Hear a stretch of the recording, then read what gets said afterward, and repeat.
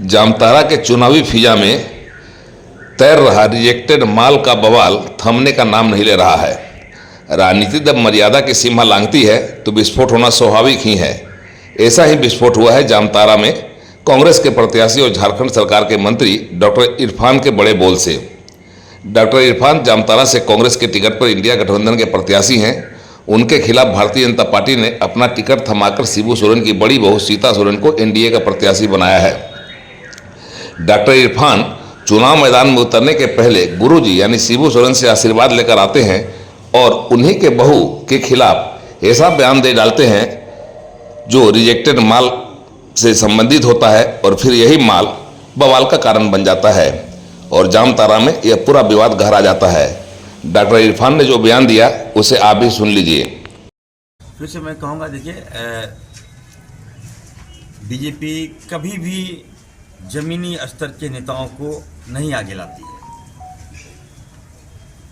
इनको बोरो खिलाड़ी चाहिए। इनको जो रिजेक्टेड माल है, जो सातिर से जीत जाता है, उसको हाईजैक कर लेती है, तो इससे नहीं चलेगा। वैसे प्रत्याशी जीत को मैं हरा चुका हूँ, उनको मैं कहूँगा, यार ये समय जो है लड़ने का है, लड़िए, नहीं तो भाजपा समाप्त कर देगी आपको, भाजपा खोखला कर देगी आपको। मैं चुनौती देता हूँ कि आपके साथ लड़ने में मज़ा आता है। यहाँ तो क्लीन स्वीप आपने दे दिया है। हालांकि डॉक्टर इरफान ने जो बयान दिया है उसमें रिजेक्टेड माल बोरो प्लेयर की चर्चा तो है, लेकिन उन्होंने किसी का नाम तक नहीं लिया है। लेकिन भाजपा को मौका मिल गया डॉक्टर इरफान के रिजेक्टेड माल पर बवाल करने का। सीता सोरेन ने उक्त बयान को अपने लिए दिया बताया और फिर राजनीति गर्मा गई है। आदिवासी समाज ने भी इसे मुद्दा बनाया है। भाजपा ने तो इसे लपक ही लिया है। केंद्रीय मंत्री अन्नपूर्णा देवी भी इस बयान की आलोचना करती हैं और बताती हैं कि डॉक्टर इरफान का यह बयान कांग्रेस का महिलाओं के प्रति नजरिया साफ करता है। बहुत ही गलत टिप्पणी वहाँ पर सीता सोरेन के बारे में उन्होंने किया है।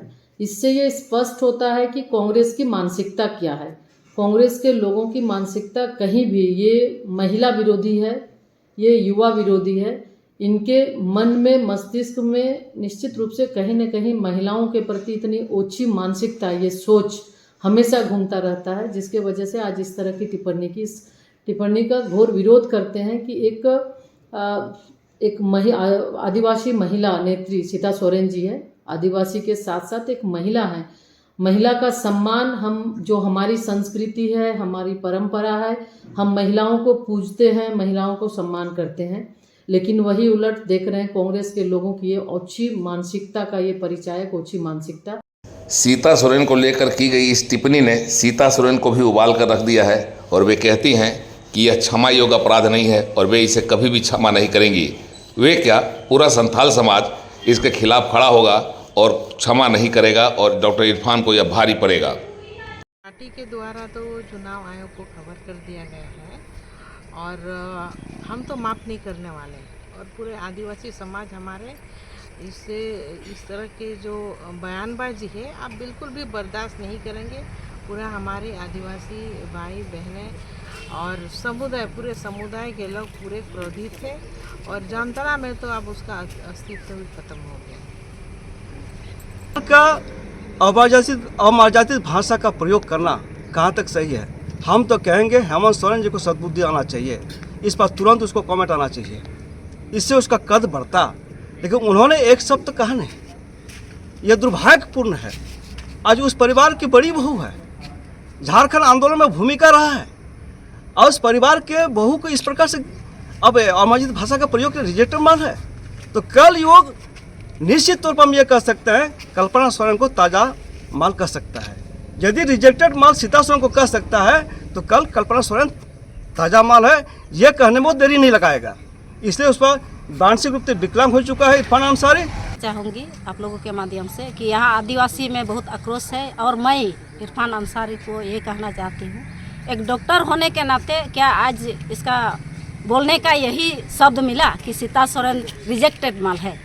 इस तरह का शब्द से पूरा झारखंड आहत होंगे, क्योंकि ये आदिवासी महिला का बात है और ये सीता सोरेन की बात नहीं है।